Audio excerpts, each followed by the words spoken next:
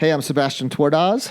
I'm Alex Ferrari, and we're here with the legendary RB Botto, or Richard Botto, but friends call him RB from Stage32.com. How you doing, brother? Some enemies call me RB too. usually with like another adjective or something ahead of it. But yeah, I'm doing well. How you doing? Good, man. How you enjoying the fest, man? It's been unbelievable outside of the freaking snow, never ending. It's been like 24/7. I've been telling people it's like The Shining, isn't it? It is like The Shining. It is actually like The Shining.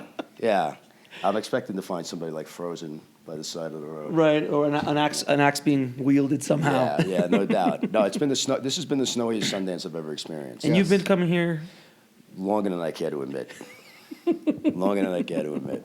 I've seen a lot. So tell the audience a little bit about Stage 32. Sure. Yeah, Stage 32 was launched in 2011. The best way we've been described, which was in a Forbes article, they called us LinkedIn meets Linda. Linda, of course, I'm assuming everybody knows what LinkedIn is.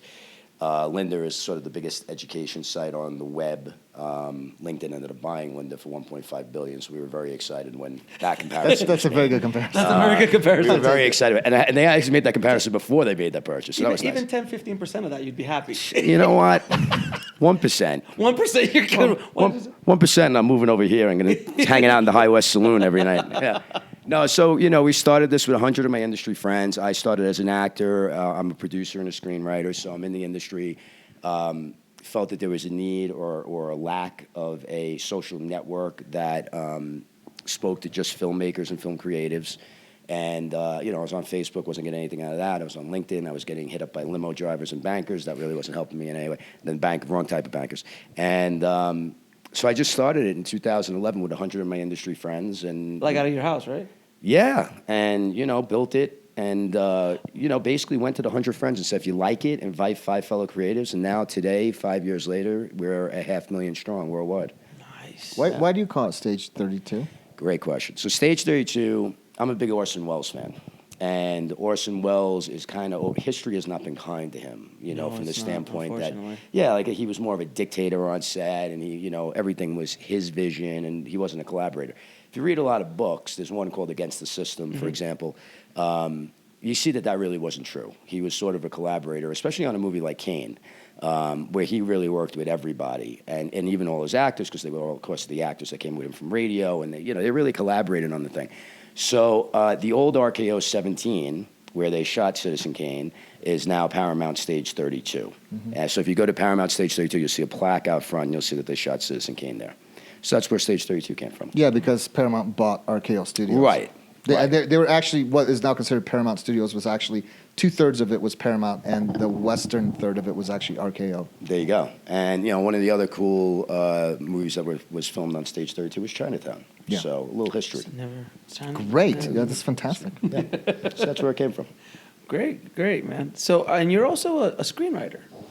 I am. You write. You occasionally write in the middle of all the partying and world travel and sometimes promotions. Right in the middle of the parties. Right in the middle, you just stop while you drop the Manhattan. Yeah, and you just start doing some dialogue. So, tell us a little bit about your screenwriting and what's going on in your screenwriting career, because I know there's a couple fun stuff. Yeah, it's been an interesting ride. I mean, like I said, I started as an actor in New York in theater, and then kind of got sidetracked because I started this magazine for a while, and then when I came back into what's this magazine? Well, I started a magazine called Razor. It was a men's lifestyle magazine. It was national. It competed against titles like GQ, Esquire, Maxim. At our peak, we had a readership of about 1.5 million. It was a fun experience, but it was very tough for a single title publisher, especially in that environment. So when I got done with that, and I wanted to get back into the business, and by virtue of having that business, I met so many people in the industry. I love the business side of it. So I kind of went back more into producing than acting, and started writing a little bit as well. And I was involved in a movie that came here in 2011 called Another Happy Day, which was written and directed by Sam Levinson, Barry Levinson's son. And it was his first film. And it did very well here. It had Ellen Barkin, Thomas Hayden Church, Demi Moore. It had a really nice cast.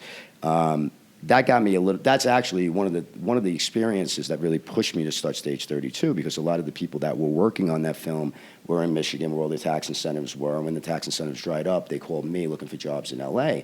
And I'm like, I could help as much as I can, but it is a relationship business. You need to network. And they were like, well, how the hell do we network with people in LA from here? And that's what kind of pushed that along. The writing came right about that time. I've written a bunch of scripts. A few of them, like most screenwriters, had their fly close to the sun and then crash and burn. Sure. But the Well, one you got representation too, right? I mean, Yeah. How did you get? Well, because how did you get representation? I'm proud to say that my representation and everything that I'm going to talk about the screenplay really did come through Stage 32.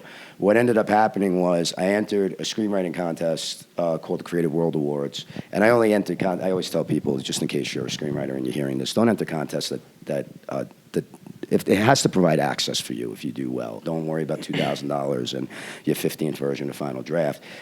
Enter things that give you access if you're going to spend your money and invest in yourself. And that's what I did. I entered contests that if you were a finalist, that you got exposure. And Creative World gave me exposure to a couple of agents who eventually connected me with people on Stage 32, a producer, a director. One of these directors was really interested in making the film. He brought me to his manager, and his manager was David Greenblatt. He's sort of famous because he was one of the original founders of Endeavor.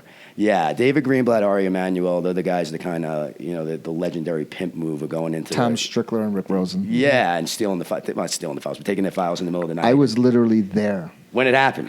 So you can tell the story, 'cause it's great. This is silly, but I used to be an assistant at ICM, and I worked. You work really hard there, and I was just out of film school at USC, and I would just do anything for anybody.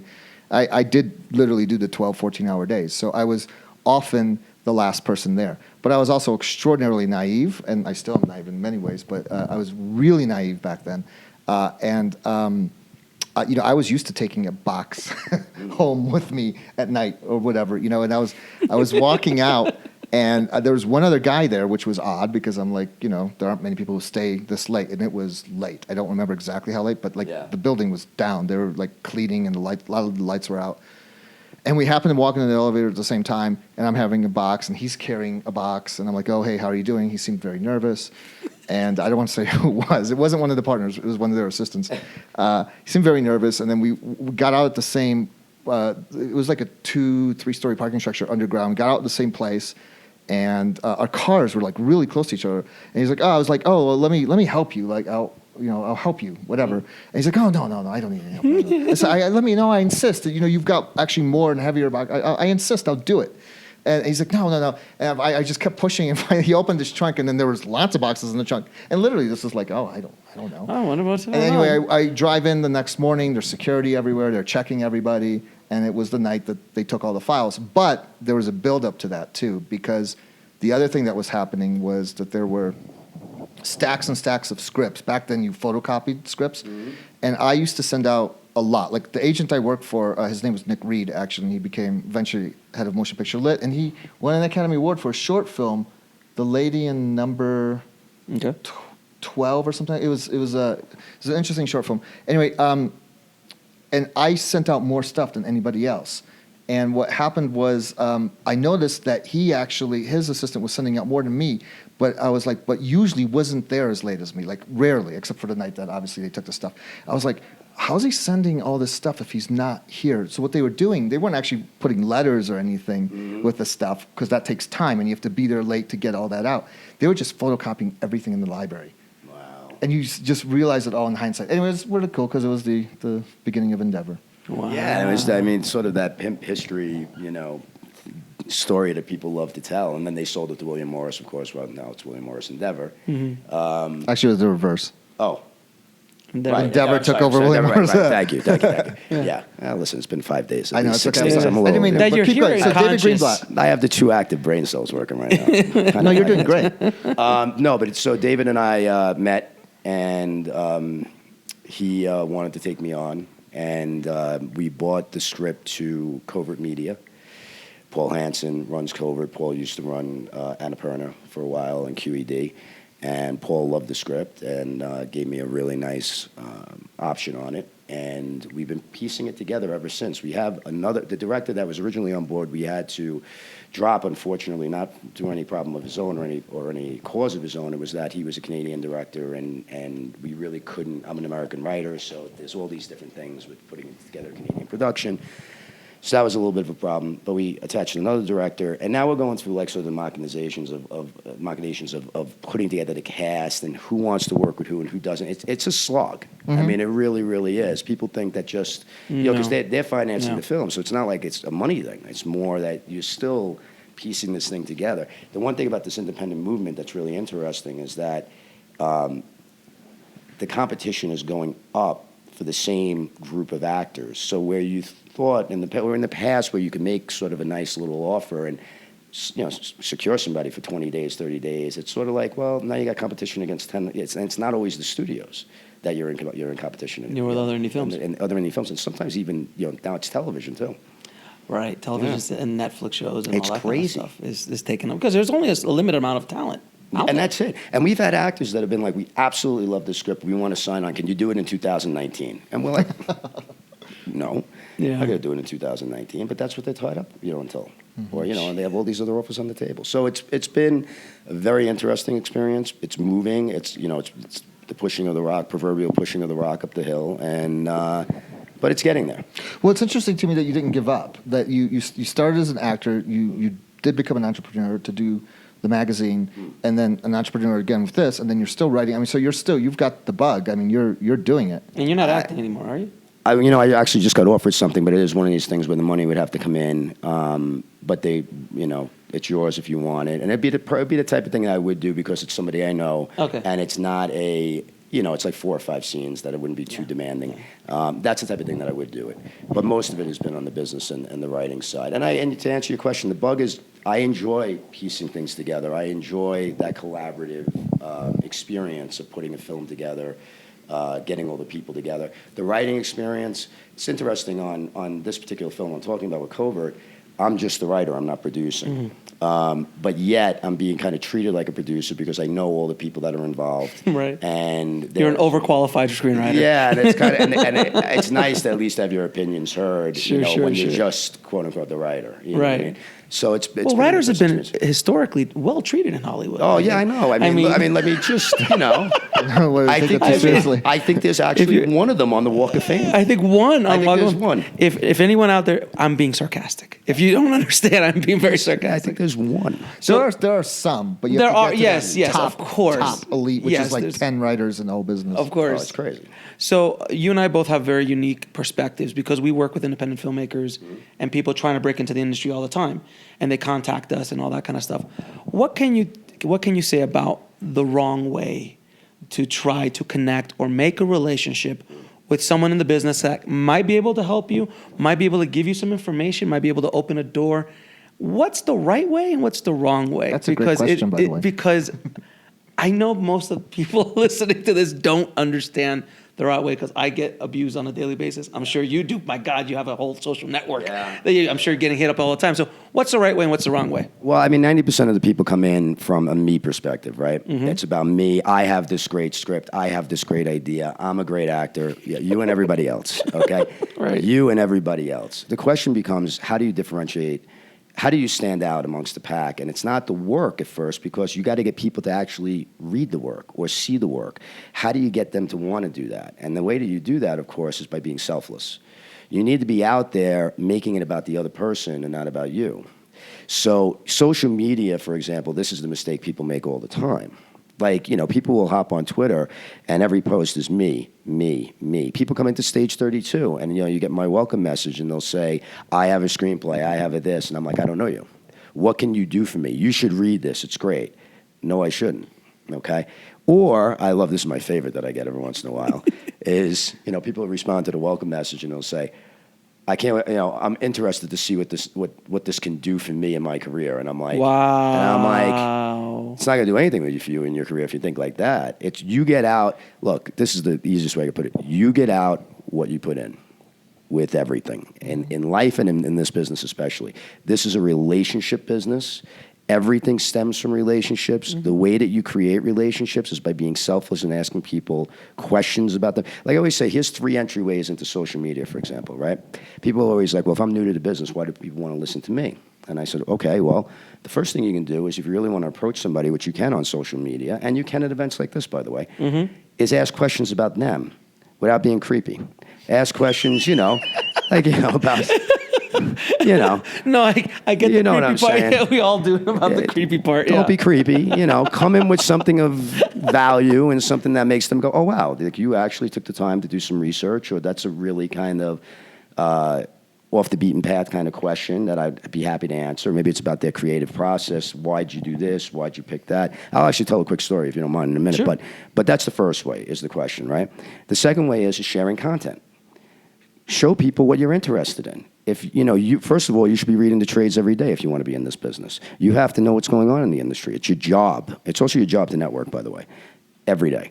I don't like that word, by the way. What's that? Network. You don't like network? I don't like catchy words like that. I mean, I Yeah. do, but because it makes it sound like it's a job to network. It's more about being cordial, social, just building relationships. Or Yeah. I don't even like the word relationship.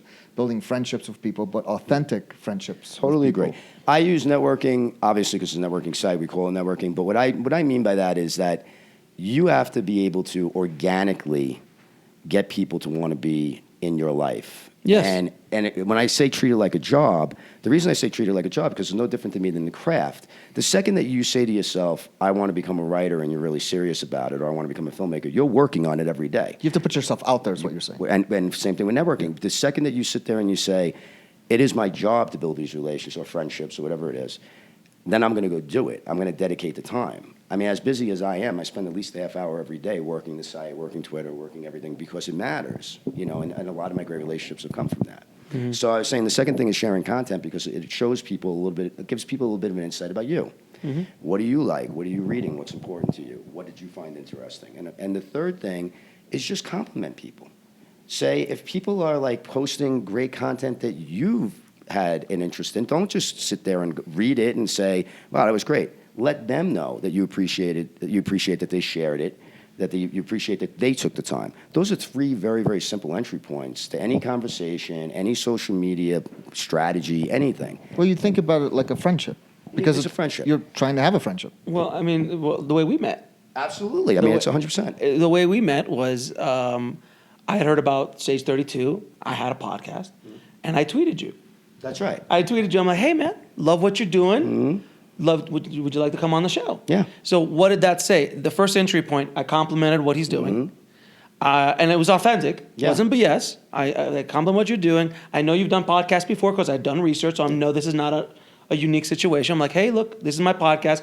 Here, I'm offering you my audience. I'm offering you something, so I'm offering some value to you. And you learned, and I'm sure when you looked up, and you're like, oh, sure, let's do it. And you probably listened to a podcast or two of mine. Absolutely, I did. Yeah. And then you're like, okay, cool. And then that's how and that was what, a year ago now? Maybe even a little, maybe not. You were one of my early podcasts, yeah. That's how you and I met, too. And that's how, well, no, we met the other Well, way. the same thing, but I reached out to you. Yeah, you reached out to me, exactly. So, but that's the way. And I always go into it with value. Yeah. You have to provide value to whoever you're going to. So because I was the other guy. I'm not sure if you ever were that other guy, but I was that desperate.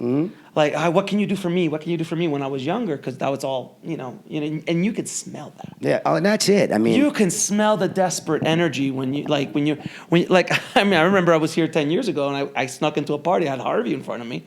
Harvey Weinstein, and you run up to Harvey, hi Harvey, how you doing? And Harvey was like, Jesus Christ, yeah, kid. you and everybody else. Exactly. You're the 50th person doing it to me today, if not in the last 5 minutes. Exactly. So, and it doesn't get you anywhere, as opposed to trying to provide a value, whatever that value might be. And it's something as simple as if you're creating a social, like your Twitter account, posting things that are entertaining, educational. Things about you that are entertaining, educational, what you're into. And that's how you start building up that brand. Well, and you build up your social currency, you build up all of it. The look at me approach never works. I've never seen it work. It's the same thing with crowdfunding. The begging. Well, if you build it, they will come mentality. No, I don't care how great your film is. Maybe you've written the next great American film, but nobody is going to care if they don't know you. Nobody's going to know that because they're not going to, get there. I mean, a perfect example. You said how we met and everything like that. Now, this relationship over the last year has grown and grown. We did an Oscar thing together. We help each other out. Are we going to do another one, though? Of course we are. And I'm actually thrilled about I'm going to tell you a little bit about the nominations because last stage. They just came out today. That's last Stage 32 is involved, which was really cool. Okay. I'm learning more by the minute, but. And then we did panels together. And then we look out for each other. It's like, hey, there's a panel coming up. Do you want to be on that? Hey, would you be interested in doing this? And then it led to, and here's the kicker, because this is what we're talking about. Like, ultimately, at the end of the day, right, you're getting people to be champions of you and your work, and people that are going to give you honest feedback, and people are going to be there for you. A couple weeks ago, Alex sets me up. He's got his new film that he did, and he said, hey, would you watch this? And of course I'm going to watch it, because we built up that relationship. Right. And of course I'm going to help in any way I can. But see how that happened over a year? But that's the thing, and it took time. This is a long. Relationships aren't built in a month. Yeah. It takes time and it takes work but it takes time, and that's the one thing that I want everyone listening. It's a long play.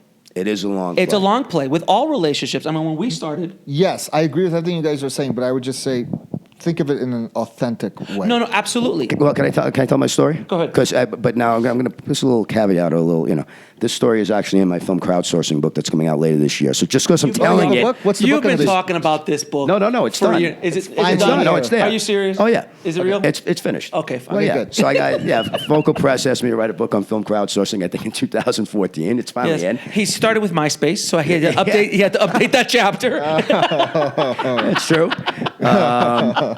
But anyway, this in the book there is this, because there's a lot about networking. Because Right. the whole book is on crowdsourcing, which has an element, of course, of marketing and networking.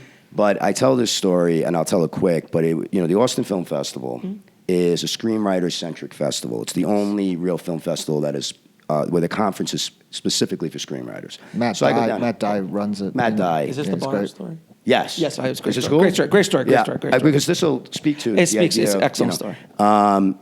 So anyway, I've been down there as a writer, and I've been mostly down there over the last few years as a speaker. And the cool thing about the Austin Film Festival is that the screenwriters that they bring in, they bring in some great people. They hang around. I'm talking about the Shane Blacks and the Lawrence Kasdans and these people hang around at the Driscoll bar every night, and they're approachable. Okay, approachable. Now it's all about approach, right? So one night, I'm not going to name who the director was, but he's won a bunch of Academy Awards. He's written some of the top grossing films of all time. He's also written some very small indies that did okay. Him and I had kind of forged a little bit of relationship over the course of a couple of years, and we were both sitting on the couch and having a drink, and all of a sudden, one of the conferences, one of the panels let out, and now here comes all the writers into the bar. And he looks up and he goes, oh, here we go.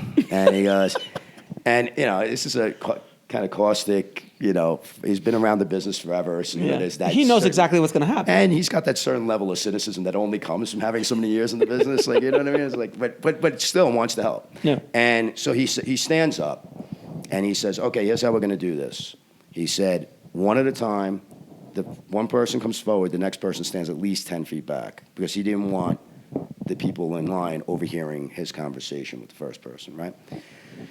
So I'm sitting there, and the first guy walks up, and I'm not even, right out of Central Casting with his swagger and his crap and his, and he walks, and you could see before a word comes out of his mouth that this is not going to end well. And it's just not. Start well. Or start well. Be well at all, sir. It's not going to be well. And the first words out of his mouth, he goes, hey, how you doing? He goes, so I wrote this. He didn't even say hi. He was like, I said, how you doing? He goes, I wrote this script, and now the director, it was hysterical. He starts looking around the room. He's checking out SportsCenter on the TV. He's taking a sip. He says to the waitress, he's like, "Could you get me?" While the guy's talking, okay? And the guy doesn't stop. He doesn't hesitate. None of this is fazing him. It's freaking incredible, right? And I'm giving the very short version of this. But at one point, he finally says, so what do you think? And the director went, oh, I'm sorry. Were you talking to me? He goes, I wasn't sure that whole thing. And he said, and he takes his hand out. He goes, and he said his first name. And he goes, you see, you asked me if I'm interested in your script. He goes, I'm not interested in your script, and I'm not interested in you. Horrible approach. Who's next? So now this girl comes up. Now, she didn't hear any of this, okay? And again, I gave the short version, the clean version of that, because it was a little nastier. Oh, but was there a little interaction there? No. He was He was stunned. stunned. He was stunned. He was she comes up and very kindly says, nice to meet you, the whole thing. And the first thing that she asked him, she said, can I ask you a question about, and she asked him about his biggest flop. It was an indie that crashed. Really bad. And she said, there's a scene with the actor and the actress when they're having an argument in the kitchen. She goes, and something just told me that maybe that was improv, or maybe you went through a couple of changes with that, because it's such a pivotal scene. And he was so taken by that. He goes, first of all, he goes, that's amazing that you asked me that question. He goes, second of all, you're very astute because that was the hardest scene for us to film. He goes, I probably wrote it 30 times. And he said, and the actress said to me one time, because it just wasn't working, said, can I take a shot at it? And he goes, and that's the shot we used in the film. And he said to her, he goes, why that film of everything I've written? And she said to me, it was the most personal thing you've ever written. And they went into this whole conversation, and he said to her, what do you do? What do you write? Tell me about you. At the end of this conversation, making this whole long story shorter, he reaches into his back pocket and he pulls out a card. And he says, and it's got all his information on it, home phone, everything. And he says, I bring 3 of these to this festival every year. He goes, if I hand out one, he goes, I usually go home with all 3. He goes, you send me your favorite script, you call me, he goes, and I'll do what I can to help you. He ended up helping her work on the script, brought her to his manager, his agent, got her signed. He bounces ideas off of her now. That's the friendship that they've built over the last 3-4 years. Okay? Approach. What's the difference between guy one and girl one? Approach. That's it. And it wasn't like, and look at what she led with value, but it was an interest in him, and that she had done the research, and she showed true, authentic interest in what he was doing in a way that's not like very common or anything like that, and that was the connection. Well, for pitch meetings, I've been on the other side of that table where I'm hearing the pitches too, and we talk about this in class. But not just for pitch meetings, also if you're going to interview with an agent or a manager because they've read your script and they want to meet you, or before they've even read your script, perhaps you might be able to meet them. 50-50, it's chemistry and then what the script is. Chemistry meaning do they like you and do you like them? Because you're going to be spending so much time working together. Oh, yeah. And they want to they really want to like you and they want to help you because there's even an authentic thing there. So it's really important. Just that chemistry, just the idea that you actually like each other, is a huge thing. Yeah. That's half of it. Oh, I totally agree. And if they see that you're egotistical and protective, and they're going to know that you're going to be a pain in the ass. You know what I mean? That you're not going to want to take notes. You're not going to want to. So it is a lot about chemistry, and it's about knowing your space in the room and your place in the room at certain times, But again, it all comes down to approach, and it all comes down to knowing who you're meeting with. Like, I've had so many people that have gone on general meetings that will tell me afterward, man, I wish I didn't realize that they did that movie. And I'm like, how the hell could you go into the meeting and not know that? That's research. It's basic research. Basic research. It's so much easier now. Yeah. When we started, we couldn't. It wasn't easy. You couldn't find that people. information. Yeah. It was a little harder. So but now much there's easier. no excuse, though. I mean, you could literally type up, minutes before the thing and Yeah, just find in the out the waiting credits. room you could do it. It's true. And I mean, but it's the same. I mean, look, we have services on the site, with pitching. And it's really interesting to me sometimes when people will come and they'll sign up for like a pitch session with a producer that does like horror and they're pitching a comedy. Yeah, it's just too And basic. it's like it's right there. The research is, the information is right there. There's no excuse. You have to know. You have to know. And because people get pissed off with that. It's like, it's I'm giving you my time, right? Your biggest commodity, most valuable commodity is your time. So if I'm going to sit in front of you and you're going to come, and I'm not saying me, but you're a studio executive or a manager or whatever, or somebody, you're trying to raise money, even. I've seen that where it's incredible. They don't know the people that they're asking, they're asking people for money and they don't know about them.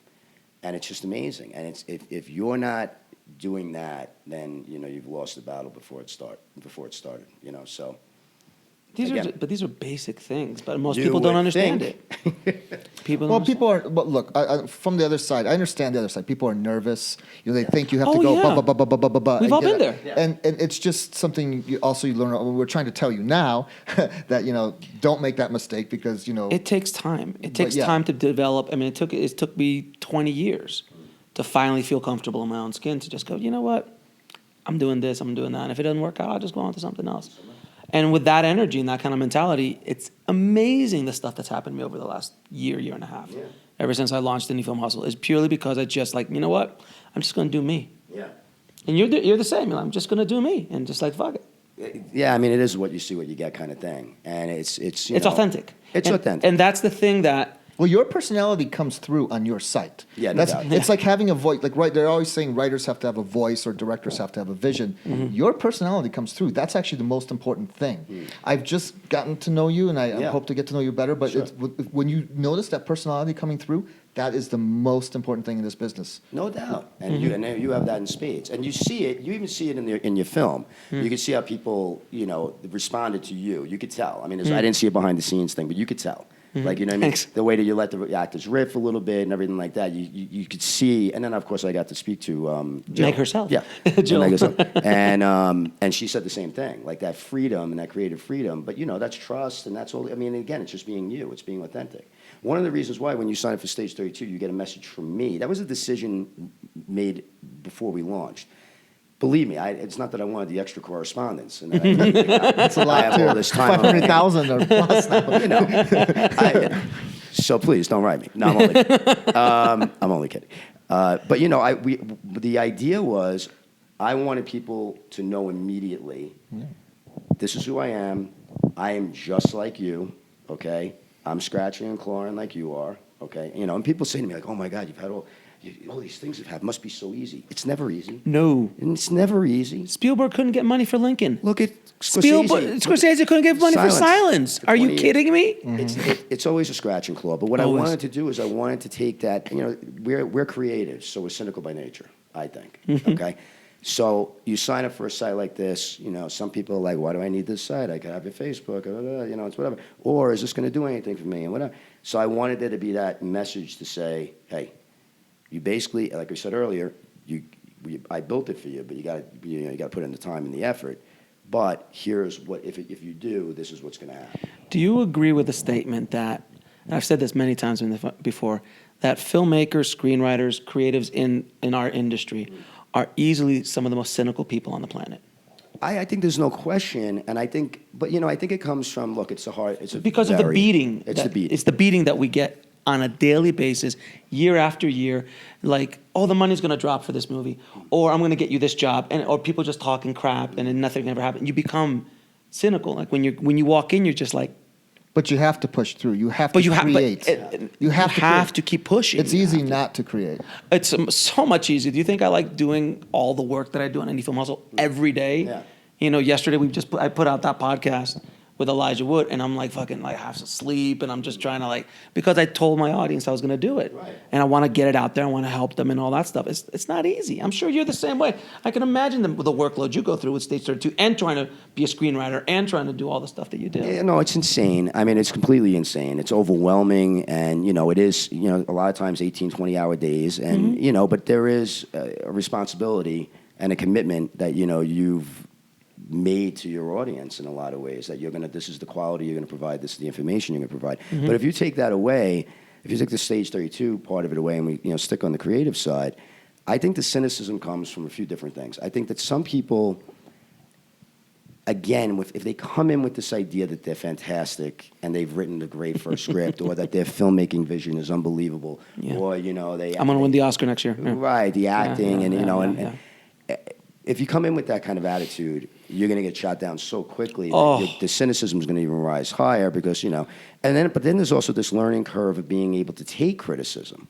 Like, I even did this. I had the experience of reading scripts and seeing screenwriters and playwrights get beaten down. And I still, when I wrote my first screenplay and I got feedback, I was like, these people don't know what the talking about. Are you kidding me? I'm a genius. I'm like, how did all three of these people covering the script completely miss the point? These three people are idiots. I mean, it took me a while to sit there and go, okay, I'm not a freaking genius. My first script sucks. And I have to figure out a way to, accept notes and, and accept and parse and digest. Again, and that's a big thing in this business, too. I also think that cynicism comes from the fact that too many people that are just starting out count on their peers at the same level. So it's good to network with peers at the same level because you never know who, no connection's a bad connection in my mind. Okay, you never know. And they can help you do things. You never know, and they can help you do things. But I see screenwriters all the time, for example, and I see filmmakers do this too, and I see actors do it with their reels. they'll go to, like, I use screenwriting so often, I'll use acting as an example. You know, if you're just starting out and you're building up your reel, and you're showing that reel to somebody else that's just starting out, and they're sitting there going, oh my God, it's brilliant. You know, but meanwhile, it's like 8 minutes of you doing one monologue, and it, you know, we're like trees in the background or some shit. And, you know, and you're like, oh, it's great. I've seen You that know, one. Yes, it's good. It's good. It needs to be edited by 7.5 minutes. Yes. But it's, you know, that is a problem. So, like, I've seen threads on Stage 32, for example. We just had one recently on the screenwriting side. And it was this big argument about how do you invest in yourself? Because I talk about this all the time. Like, people are like, well, I don't have money to spend on notes. I don't have money to go get headshots. I don't have money. And I'm like, well, wait a second. Think about all the stuff you spend money on. Do you buy $5 lattes every day?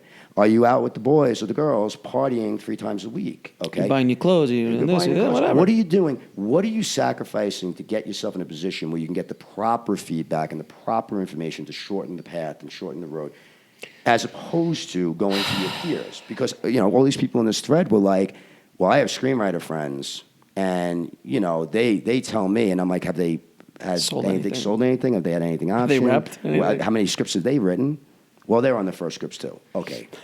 Well, It's the equivalent of asking your mom it is the equivalent. for, hey, what do you think of my movie, Mom? Hey, what do you think of my script, Mom? Oh, it's not you, and that is honestly some great advice, because when you are starting out, you show your short films to your friends, and all of them are just like, even if they're in the business or not, they're like, oh, that was really great, that was really great. Yeah. And then you submit to 20 festivals, and all the festivals like, yeah, not so much. Like, why are these guys all missing the point? Yeah. Where you have a relationship, a mentor, or someone who's a bit ahead of you in their journey that can give you that advice. Well, this cycles back to where you guys started. You have to pay it forward. No doubt. Yes. Oh my God, no doubt. Absolutely. Kevin Spacey said it the best. If you've reached the top floor, it's your job and your obligation to send the elevator back down. Yeah, it's true. And it's very true. And that's what you were saying, where you have to give something. You have to want to give people something too. So yeah, it's important for people as they're moving up to help people who are behind them. Well, Yeah, and it's also important though for people on the ground floor, because you can get back even if you learn something, like I said, or if Yeah. you see somebody Yes. posts an article that you like, go share that article. Put good out there. Yeah. You know what I mean? Let other people see it. And you Yes. know, there's a way to be involved all the time. There's something for you to be doing all the time. There's a place for you all the time. It's just that some people sometimes feel you have 2 types of beginners. You have the beginners that are very, very anxious to find those mentors and understand that. And then you have those beginners, like we were talking about, that feel like they know best. And, you know, and I see it all the time on Stage 32, because I see the people who accelerate. And I see the people who end up selling stuff or putting something into a festival and it does well and everything. And those are the people that came in humble. They came in looking for advice, you know what I mean, and looking for people that could help them. But they also gave. You know, they participated. Can you talk about some of the successes of Stage 32? Well, yes, I can, because Well- it's Oscar Day, and we have, it's awesome. I have one Stage 32 member. He's a producer.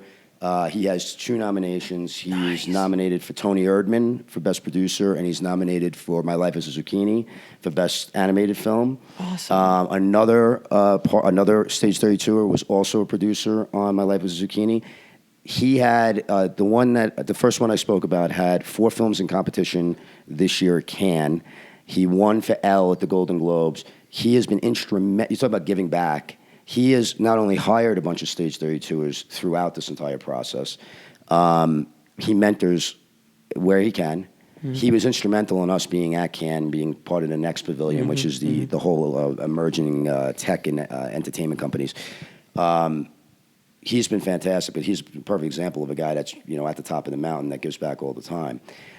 We found out, as of right now, we're still getting the counts, 13 other Stage 32 members are either nominated or worked on films that are nominated. So that's pretty cool. That's insane. Yeah, I mean, we've had so many success stories. And do you have a screenwriting contest? Yeah, we have a few of them. What We do do a those couple like? of fellowship. Again, our screenwriting contests in the beginning, I was reluctant to do them at first until we had the relationships that I wanted. So the first one we actually did was a horror one, and the reason we did that was because we had great relationships with horror producers. And the top 3 finalists are in production on their films. They all got deals. Is this the Blood List? We did it with the Bloodless the first year. We don't do it with them Oh, anymore. you don't okay. Although I think it's not called the Bloodless. It's the Search for New Blood. It might have changed. But the first year we did it with them. Our main one has been fantastic. We have one that has a fellowship attached to it as well.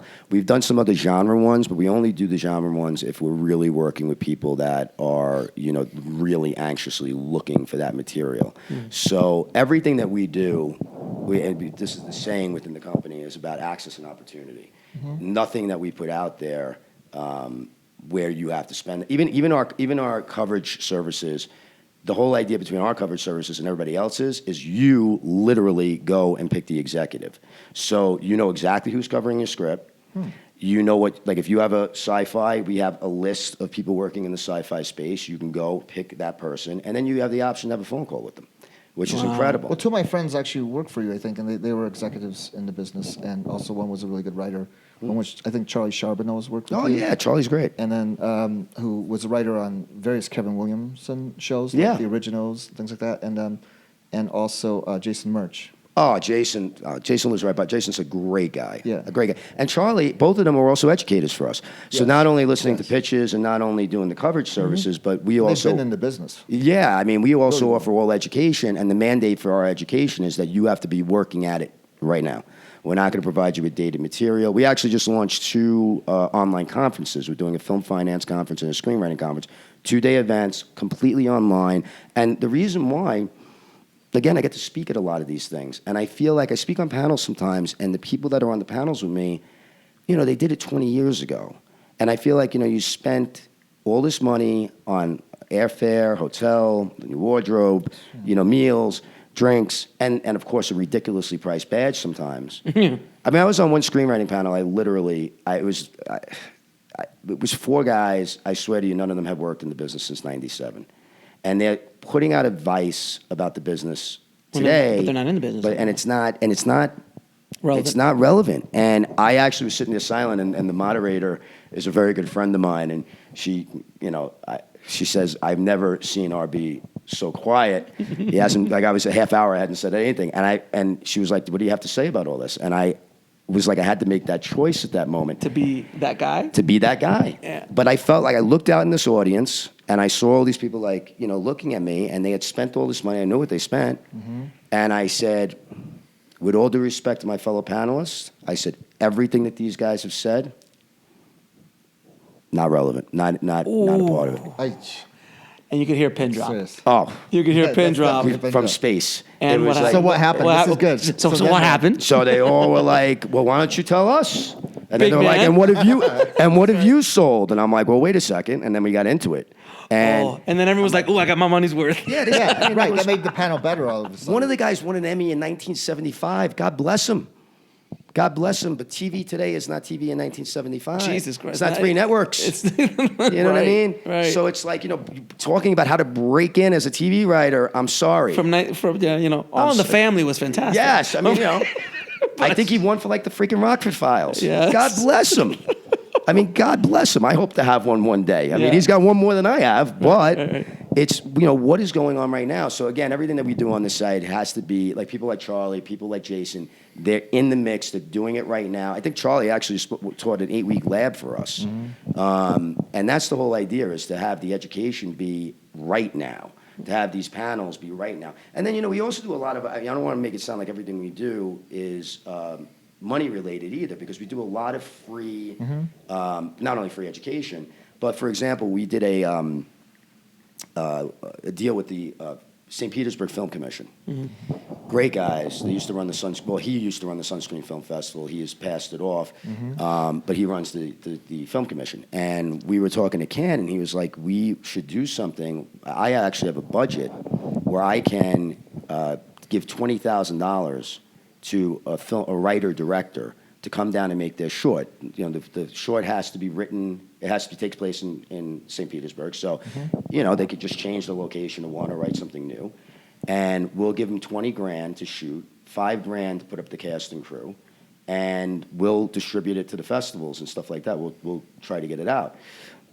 Excuse me. Well, what the hell that was? No, she's doing. We got to try to get that. That's out. okay. Elijah Wood could get away with it. Yeah. Elijah did the same thing. I actually think it was High West Bourbon. Yeah. But anyway, so we're now in the process of picking that film, and J.T. Molnar, who had a film here last year called Angels and Outlaws, and this is a perfect example of somebody doing it and giving back. We went to him and said, "What would you think about mentoring on set for a week this young director?" And he said, "I'm in."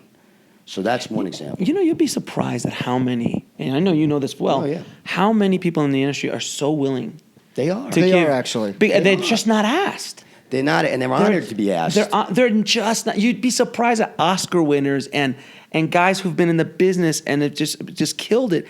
They're never asked. No. They're like, "Hey, would you like to teach a course? Hey, would you like to lecture? Hey, would you like to mentor somebody?" Yeah. It's amazing. It is amazing. It really is. And it's also amazing how many people, like one of the other things we got approached to do recently, I was speaking at AFM and I got done at the panel, and this guy rushed the stage and he says, "I have to talk to you about a co-European film commission initiative." And I was like, the heck is this guy talking about? And it turned out that it was this really, really cool idea that he had where he works with all the European film commissions. They are looking for material, but they're looking for material to join forces on. They don't want to provide all the funding. They want to shoot, maybe it's France and Sweden, maybe it's this and whatever. So again, we offered this for free. People were able to submit their projects. They had to have some sort of maybe a little bit of the money in, or maybe some actors attached to it, some packaging a little bit. And then what we're doing is we're taking 6 of these filmmakers or producers down to South by Southwest. All the European Film Commission heads will be there, and we're going to try to package their films and get those films made through our connections and through their connections, and that's free. So these are things that we're doing all the time, and these are some of the success stories too. Things that come out of these programs that we put together. Well, I think that both you and I started our companies with the same mission statement, to help. Yeah. You saw there was no social network for creatives. Right.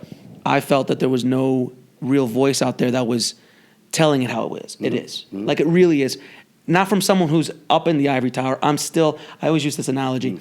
I'm at the bottom of Blade Runner. I'm there eating the ramen noodles with everything. I'm not up with the owl. Right. I visit the owl every once in a while, but I don't live up there. I live down here, where it's much more colorful and entertaining down here. And the food's better. The food is better. But because I wanted to give a perspective of someone who was in the fight, scratching, and who's been around the block a few times. Yeah. And that's why I wanted to give. And you did the same thing. You're trying to give access and give connections and stuff, and I'm trying to give knowledge. And I think we both come from a good place. That's why I think we're both, growing as fast as we have been able to. I agree with that. And I think that, we also surround ourselves, obviously, with people that have the same mentality and the same passion and that want to give back. Well, Sebastian's class at USC. Well, and the show. The show, all of it. Yeah, he's the same it's all way. pay it forward. It's about paying it forward and trying to help. I want to make it easier for people. I actually teach the class that I wish I had. That's number one. Oh, that's really cool. Yeah, that's it is. Really it's cool. true. Because I spend a lot of time making mistakes or learning the hard way, and I can just tell people very quickly this is the way to do it. It's just up to everyone to listen, hopefully. There's always that. Charlie and Jason, actually, we go way back together, so cool. They listened. And the other thing about the business, I think, and I think you guys will both agree, it's very small. Oh, it is. People know each other. Everybody is so small. It's so big, but yet everybody does know each other. Well, and again, that's actually a good point, again, to come full circle with the relationship thing. When we went to go attach this director to the film that's at Cover right now, he had a producing partner. His producing partner is one of my best friends from Vegas. Unbeknownst to me, the script was there. And I was, ironically enough, because I signed the deal right before Sundance last year, I was telling him about the deal here last year. It's probably, the 5th or 6th Sundance that we had hung out together. And then all of a sudden he calls me up one day and he says, "Your freaking script's on my desk. I think this is happening." Okay? Friendships and relationships. And then, we had to go to bat for one another because there were other people involved. Well, that's the other thing. It does take time. Like, you can know a lot of people. I've kind of been in the business for a while. I know a lot of people, but it's still hard. And it takes time. You still need more than one person sometimes. And you just have to be patient. Is that true? I really wanted to meet you. And it's happened, and you just have to stay in it long enough and just keep pushing. Take the rejection. There's often a lot of rejection, or sometimes it's that silent no, Yeah. because everyone's Which is Hollywood's busy. really and good. it's not always just It's a really good purposeful at that. rejection. It takes time to get people on board to make things happen, and Yeah. so somehow it got to him, and now he's on board because it takes more than one person sometimes to make things work. Isn't it true that Hollywood gives the best FUs on anywhere? Well, they kill you with kindness. It's just Kindness. Killing you amazing. with I've kindness. never, New York different. They'll just tell you straight up. Oh, right to your face. They're like, this sucks. Why are you in my office? Yeah. Totally true. We're going a different direction right Yeah. now. It's not you. It's Yeah, but that's what I'm saying. It's a full education of how to navigate this business. It really is. Like, the first time that I got it, it's really good, but it's not for me. I went back 10 times and said, well, why not? And finally, this guy said to me, he was a producer. Dude, and he finally said to me, he goes, listen, you seem like a really nice guy. He goes, and the writing actually isn't bad. He goes, so I'm going to give you a lesson, okay? Somebody says to you it's not for them, they don't want to make it. let it go. Let it go. Go to the next person until you get, Yes. it's for me. Well, I agree on that. Because it's interesting. People always ask, like, why did somebody pass? Like, and really, whatever reason they give you isn't the real reason anyway. A pass is a pass, basically. It doesn't matter. And it doesn't matter. The point is, if they really loved it, then they would start talking to you about it. And everyone's going to pass for different reasons. It's often subjective, or maybe it's business or this or that. And so it's not like you can figure out why somebody's passing and then go and rewrite it, and then, and then they'll pass for another. You can't do that. A pass is a pass. Yeah. But things can still change. They come around. This is why I'm going to go back to that Sheldon Candace quote. Sheldon had a film here called Love, L-U-V, at Sundance. And he said this thing, he said, no is only no for now. It's a great quote. And I think that's true, because sometimes people say no because they can't. You think somebody can help you because they're in a certain position, like they've had produced movies at Sundance, but that doesn't mean that they can produce yours right away. So they might say no, but maybe you get it to somebody else that's a friend of theirs, and now they both happen to agree on it. That no can turn to a yes. That's what I was saying. Like it takes time, because it usually takes more than one person. There are very few people that can just greenlight something, and even if they're passionate about you.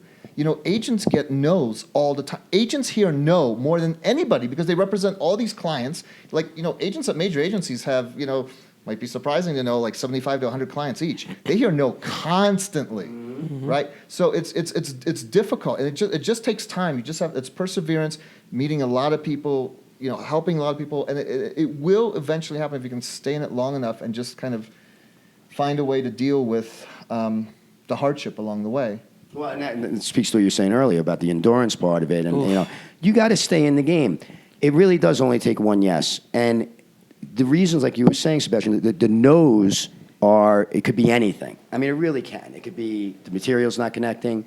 It could be that I don't do movies in this budget range. I don't see. It could be a million. It could be a reasons. politics at the place, at the production company, it could be a million It could things. be anything. You can't. It's out of your control. It's as a writer. out of your control, but what is in your control is, and that's why I love what you call it indie film hustle, because Yes. it's the hustle. And, that's another thing I get all the time. As soon as I signed with David, people were like, oh, you have a manager now. This is so great. Now you just get to go write. And I'm like, are you out of your freaking Do your mind? hands hurt from counting the money? Yeah, I mean, well, it's not even the counting. It's not even the money. Right, It's the he's concentrating on one project. right. I have to be out there pushing my other projects. I still have to be out there making relationships. He's not out at parties saying, hey, you got to meet.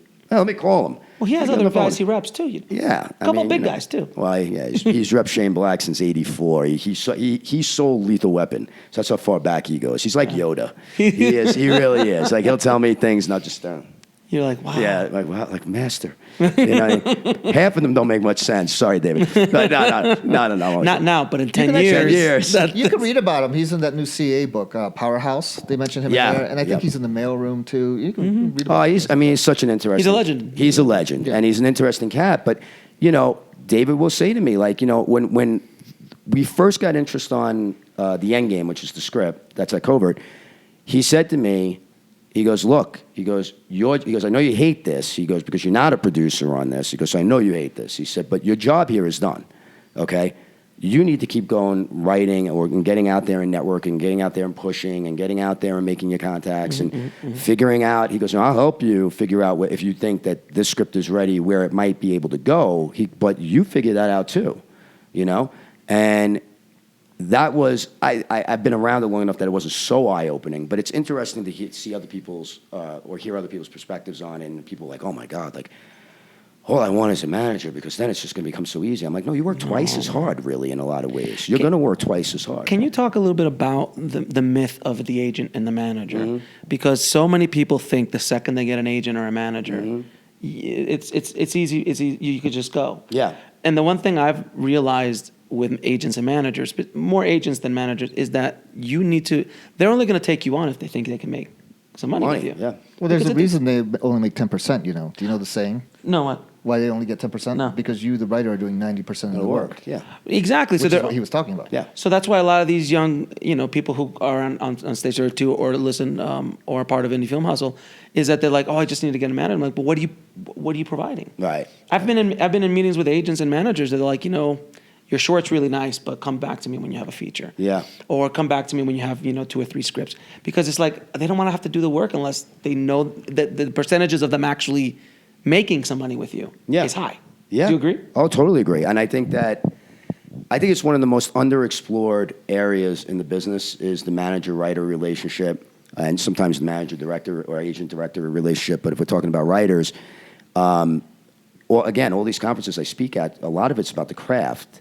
And there's so much on the craft, and you can drive yourself nuts. You really have to know the business. So again, part of the reason we're doing this online conference, we're calling it the craft and business of screenwriting, and one of the panels is the manager-writer relationship, because, again, I just feel like it's completely underserved and underexplored. But here are some of the myths, okay? One is that this idea that you have to, the first offer you get, that you have to take it, that the manager... that you work for the manager, basically. Like, it's this deal that, like, oh my God, like I have attention on me. Like, you know what I mean? So, like, of course I'm going to sign with whoever. I passed on 3 managers. I had 3 offers. I passed on all 3 of them. There was a reason for all 3. One, for example, was that they wanted to pigeonhole me, and I felt like it was a little early for that. I know you're supposed to write in your niche and everything. I have my own opinions on that, but I felt like it was a little early when nothing had been optioned or sold. Okay.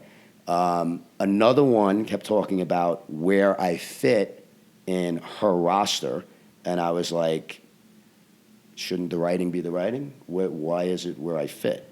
You know what I mean? That doesn't make much sense to me. If you think you could sell me, you could sell me, okay?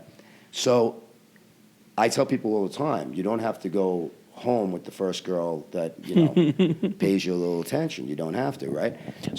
But that also comes with being confident who you are. Well, but it also comes in knowing the business, right?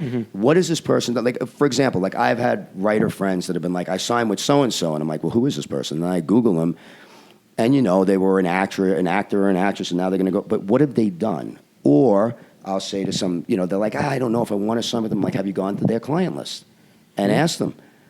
Say to the agent, say to the manager, obviously you can see it on IMDb Pro or whatever, but go out and solicit their opinions. If a manager gets pissed off at that, that's the wrong person anyway. Right? It's the same thing with sales agents, by the way. Go to all their clients and find out, all the people that they've worked with, and find out, were they good? Did they do their job? But with writers, it's this thing, again, it's this idea, this sort of romantic thing that I get to run around and tell people I have a manager. And the reality of the situation is the wrong manager will set your career back years. I mean, legitimately, it'll set you back years, because you're going to get bad information.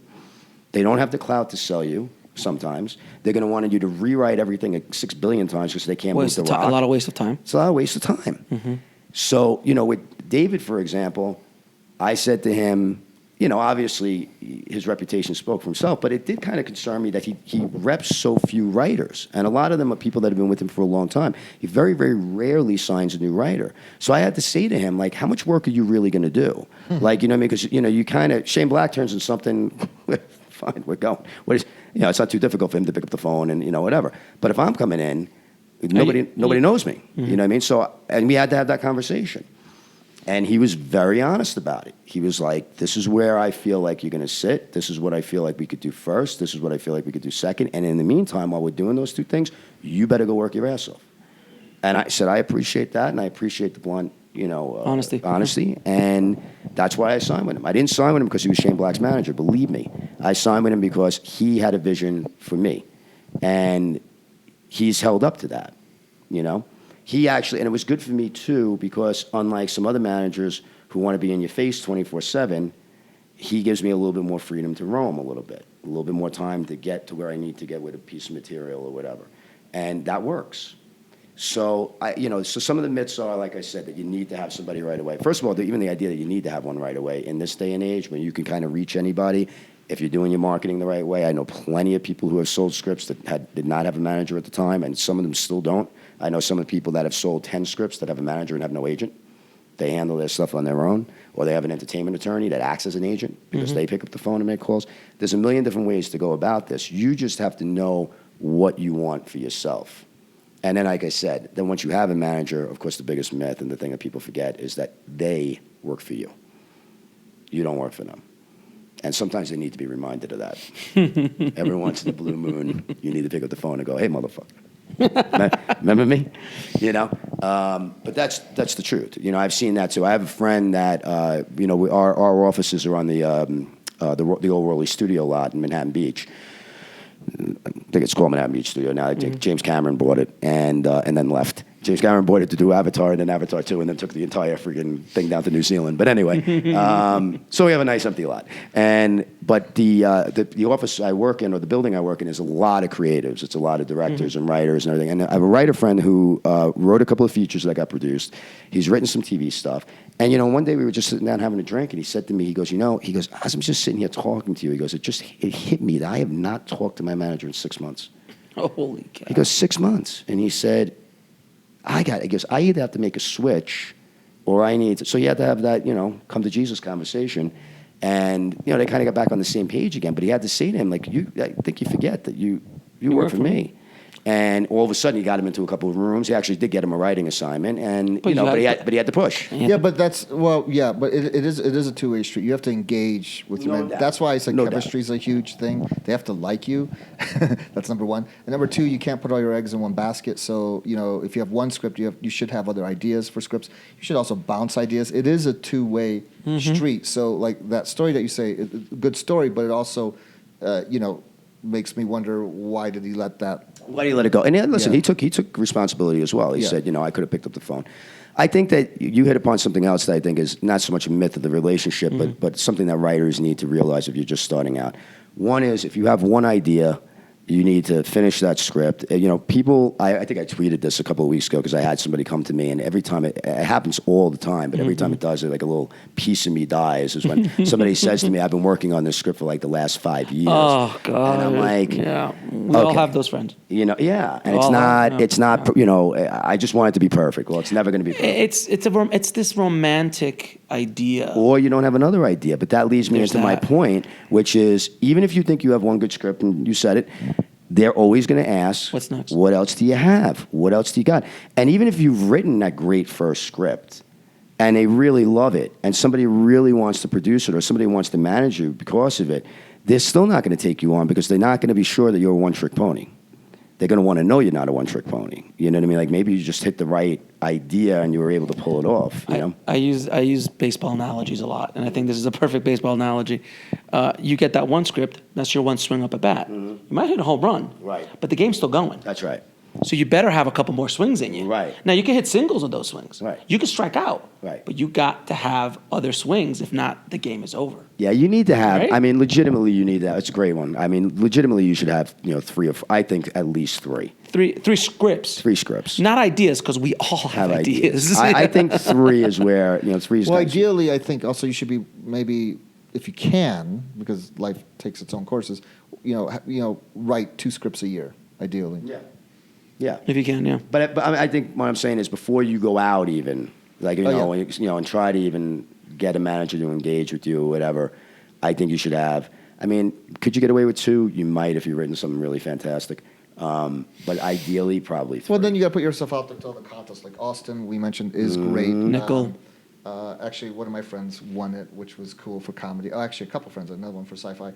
Nickel Fellowship, Blacklist, Mm-hmm. Sundance does a really great genre one. They're very, Script Pipeline. There's a few. The one that you mentioned. You have to put yourself out there. Yeah, and that's investing in yourself. Yes. And again, it has to be that it provides access. If you win or Right. if you're a finalist. One of the things we do with all our finalists, for example, is their log lines get sent to all the executives. But the winners, of course, the actual finalists, they get put in front of everybody. We fly them out, we get them in front of everybody and whatever. But just if you make the finals, you get your log line exposed. And we've gotten plenty of reads off of that. Plenty of people have said, I want to request that script, I want that script, I want that script. It really is all about having that access, and it's about investing in yourself. It really is. Now, the other thing I want to talk about real quick is a lot of stuff that we talk about is about getting access and going to those decision makers. In today's world, I come from a point, like with This Is Meg, I didn't wait. Right. I just said, you know what? I'm just going to get up and go and do it. And there is a place for those kind of things. Like if I'm going to write a script, I'm going to write a script I can go make and get attention that way and not wait for somebody. Because you and I, all of us know that waiting could be years. It could be years. Absolutely. And when I went into the making of This Is Meg, I'm like, I don't care if it's good, bad. I'm just going to make it, and we'll see what happens. And things are starting to come out of it. Do you agree with that? Like in today's world, that you could just go make a short. Go take a script that you wrote. If you think you believe in your writing, go partner with a director. There's a few of them out here, especially if you live in LA. There's plenty of opportunities for you to pick up, and get maybe $500, $1,000, and go make something, and get that ball rolling. It doesn't even. I mean, you could make a web series. You could make shorts. Anything, You've got short, everything. it's All that content. stuff, people look Content. for that. Hollywood combs through all of that. They really do. But do you agree with that? Because there is the option of trying to go out there, taking those meetings. Because I've been there, you've been there, we've all been there. I got tired of waiting. After I got dropped from the last project that was attached, I was like, I'm done. I'm not 20 anymore. Yeah. I gotta go. And that's when Meg was born. And now I got other things I'm gonna be doing. And keeping that mentality, that kind of the Rocky mentality. Yeah. You're in the streets, you're in the gutter, and I'm not, if I get there, great. And if they come knocking, great, but I'm gonna keep doing what I'm doing. Yeah. Do you agree with that kind of mentality? Totally, 100%. It's a DIY world. Proof of concept today, web series, shorts, is almost as big as going out and making a feature. If you're somebody that isn't known yet, especially somebody that's looking to get some sort of attention, that's how you get the attention, is by creating work and getting it out there. Now, I could tell you 2 years ago or 3 years ago, when I talked to managers and agents, like when we were bringing in people again for like the Happy Writer Services, for example, and we would ask them what kind of material they were looking for, you would never hear shorts and web series. Now I got people calling me up all the time going, who do you know on the site? What do you see? I even had lunch with an agent. This is how much it's changed. About maybe a month ago or 2 months ago, and he was an agent for filmmakers. He handles directors and some writers. And he said, I almost feel guilty sitting here having lunch. He said, because I have literally taken lunches where my phone blows up because there was something posted on like Vimeo's short corner, and like 10 people are bidding on this, the filmmaker, for the. I mean, it's crazy. But everybody, with all the content that's being created, all right, when we had 466, I think, original shows this year on television, okay, where we have, live in a world where Whiplash wins Best Short at Sundance one year and comes back the next year and wins best film, for a feature. And that somebody actually gave them money, Bowl gave them the money, and say, okay, if you want to make it as a feature, you can, and that paid off. When we live in that kind of world, you have no and when you can pick up your phone and film something, and Tangerine. All day, there's no excuse not to be doing it now. And if you're sitting there complaining about the process, then you're not doing anything to help yourself. You're done. You know what I mean? If you're complaining, you're done. Yeah. It's too difficult of a business. You can't complain. You just gotta. But again, how do you draw attention to yourself? How do you stand out? So this is where we started, right? How do you, if 500 people sign up for Stage 32 a day, okay?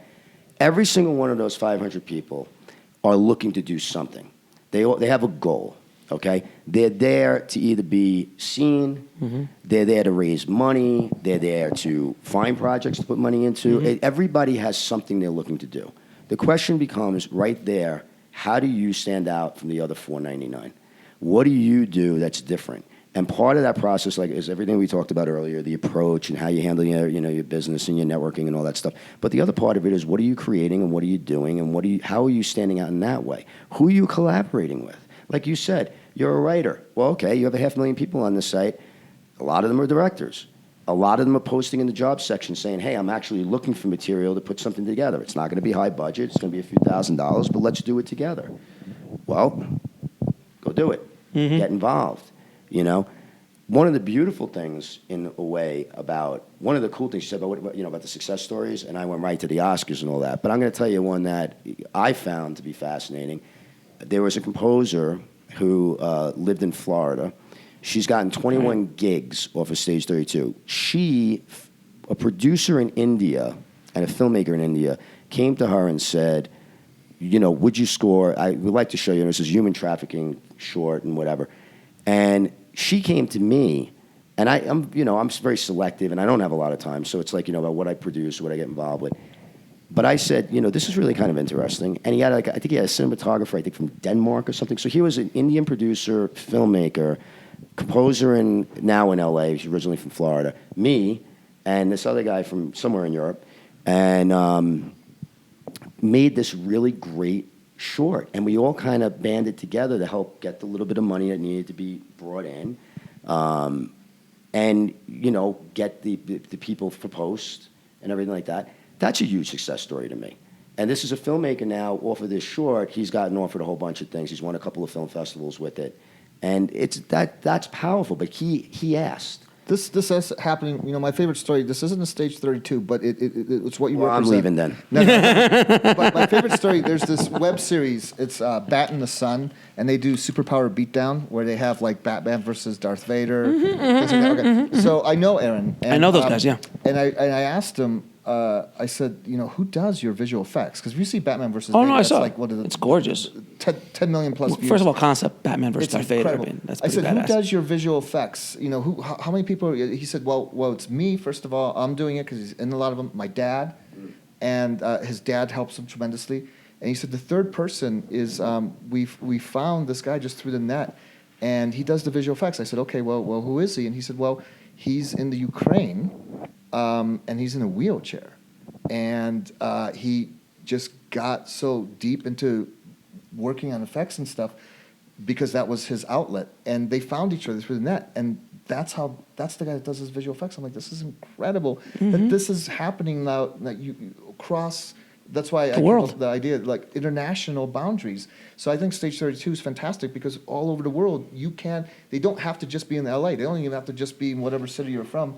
You can find people from all over the world now, and you just use Dropbox or whatever it is that you do, and you can make projects for people wherever they are. I mean, I get contacted from people from all around the world. It's sometimes I get emails or messages. I'm like, wow, like some guy. And you provided a platform for that. Do you know how many people are international? Oh God, a ton. I mean, it's like 50. I think that we're like 58% U.S. or North America, and then all over. I mean, UK is huge. South Africa is growing. Yeah, They have a Australia, huge filmmaking New Zealand. Australia, New Absolutely Zealand. true. But you made a great point, right? This is something that happens on the site all the time as well, on the platform. Like I said earlier, you get the people who say, like, well, what am I going to get out of it? Like that kind of thing. But here's another one, and it freaking drives me nuts because it's like, okay, again, if you have this kind of attitude, you're never going to succeed. I live in, pick anything, Chicago. I'm getting network requests from filmmakers in, South Africa. Why the hell do I need those connections? Why do I need... And I sit there and go, man alive. Like, if you don't know, if you don't understand, have you done your research? Have you looked? In fact, I actually left this part out. I just realized it just now. It clicked. But the first agent that contacted me about the end game after that was a Montreal agent, okay? And my first reaction when I got that phone call was, I don't even have representation in L.A. Why would I be talking to this guy? But if I did not call that person back, the film would not be happening, okay? You never know. You don't know, and you don't know who knows who, and you don't know who's rising up, and you don't know. Hey, listen, one of the very first success stories we had on Stage 32, I mean, I'm talking maybe a week in, was maybe this was the Denmark, whatever it was. I was in Sweden or whatever, but the filmmaker in L.A., He had done a bunch of films, and he was doing this film noir thing that the composers he worked with, the people he worked with, just couldn't get it. Just couldn't get it. So he looked at the platform and he said, he put me to post. And he said, whoever's interested, I will send you 3 scenes. You score them. If I like them, I'm going to hire you. You're going to get paid. And you're going to do the whole film. And it was a guy in Sweden who had never done a film before. He had done shorts, but he had never done anything like this, right? He basically won the day. He ended up scoring this film. This was like back in 2011. Got paid for it. Never left. They never met. Yeah, he scored the film there. This film got theatrical release and whatever. And now he scored the next 2 films for him. That's what I'm talking about. So, I mean, no connection's a bad connection. The creativity is happening. You're filming in one place, you're doing posts over here. I mean, everything is happening across the globe. And if you're going to have that sort of closed-mindedness to this, you're just shooting yourself in the foot. You're just closing roads. And I have this whole saying of, how do you open roads every day? How do you clear roads every day for yourself? And sometimes, you said it very well, it's a marathon. So you have to win every day, right? You have to find a way every day to take another step forward. And if you're going to have that kind of closed-mindedness, it's never going to happen. I mean, imagine when you launched Stage 32, you called 100 of your friends. Yeah. If you would have thought, like, man, why am I not to 500,000 already? You would have never gone there. Same thing with me. I pop up a podcast. Nobody knows who the hell I am. And just by doing it every day, twice a week, pop, all of a sudden it starts to grow. You show up to work every day, something will happen. That's right. Either that's writing, it's a directing, whatever. And if you handle yourself with integrity, too, which you do. Yeah. You know what I mean? It's being honest. It's being, like you said, true to yourself, but it's also being true to your audience. And it's also, I mean, in a lot of ways, it's practice what you preach kind of thing, too. Yeah, you got to lead by example. Again, it's one of the reasons why that welcome message is there. It's basically saying, you're going to see, like people will say all the time, like, you have to have somebody doing all those posts for you. Like, you know, I think one of my programmers told me the other day that, or a couple of months ago, that I have made over like 300,000 posts in 5 years or something like that. And people are always like, oh, they can't all be you. No, they're all me. They are all me. Yeah, same here. Yeah, and it has to be. It has to be. So, but again, that's putting in the time. That's being committed. That, for lack of a better way of putting it, treating it like a job and saying that I have to do this, okay? Because it's going to benefit me and it's going to benefit the community. Last question. Sure. What is the best advice you give for someone starting out? Besides signing up to Stage 32 and listening to the Indie Film House podcast exactly and watching right. The Insiders. That's exactly well. What else do you need? No, I think the best advice is a lot of the advice that we've put out here today, which is you have to. It's not just about the work. It's the work is going to carry you so far. It's the relationships and the friendships you make that are going to lead to the success that you want to have. Yeah. And like I said, my approach every day is, without being cliched, is to really win every day. But it's always about, how do I move Stage 32 along a little bit? How do I move my writing and producing along a little bit? Like all these little things that I desire to do, all these paths that I'm looking to take and be successful in, how do I push them along so that when I go to bed at night, I say, made some progress there. The other thing I would just say really, really quickly is know the business. Every morning I get up, have your routines, know what works for you. You don't have to read 10,000 books that tell you have to do this, you have to do that. You know what you have to do, okay? You know what you have to do for whatever your chosen craft is, all right? If you're a screenwriter, there are certain things that you could read. If you're a filmmaker and you want to read the Lumet book, the Sidney Lumet book. Which is an amazing Which is great, but I'm saying if you want to do that, it's fine. But be your own person, be your own, figure it out for yourself. But have your routines. And what I mean by that is every morning I get up, okay? And the first thing I do after I make my coffee is read the trades. I want to know what's going on in the business every day. Now, I enjoy doing it. It's not a job to me, but I do look at it like it's my job, okay? Because if I don't know, then I don't know, okay? And somebody's going to call me out at some point, or there's going to be something that I'm not, or there might be an angle in. So that's part of my routine every single day, no matter where I am, if I'm at Sundance or I'm home, it doesn't matter. That gets me into the mindset, the proper mindset for the day. And what I do with a lot of the information, by the way, also, A lot of the articles I like, Repost. should put them on social media. I do a weekend blog every weekend, RB's weekend blog, where I have articles from the industry and, lounge discussions from the site and everything like that. I do that because I want to give back. It's a pain in the ass to do it. It really is, collecting all that information. But I do it to give back. Do the same thing. Read that stuff. Get that stuff. If you read the Cillian May book, tell people how great it was. Tell people why you liked it. Just be out there. Be visible. There's another saying we say on the site, and we'll leave it with this: be active and be visible. Okay. First of all, if you're visible, if you're going to be active, you're going to be visible. But I'm saying, be out there. Be a citizen of the community you're in. Yep. And give more than you take. Ask more. Let people ask you more than you ask of them. Ask more of you than you ask of them. If that made sense. Does that make sense? Made perfect sense. Made perfect sense. I like it. Yeah. Thank you, sir, so much for your time. I know you're Thank a you for having busy me. man here at Sundance. Yes. Well, Thanks no, for- this is a thrill, man, and I love everything that we do together. So, and this is a pleasure. So, Thank you. I'm really happy to meet Thank you, you. man. Pleasure. Pleasure. got it, man. Thank you, guys.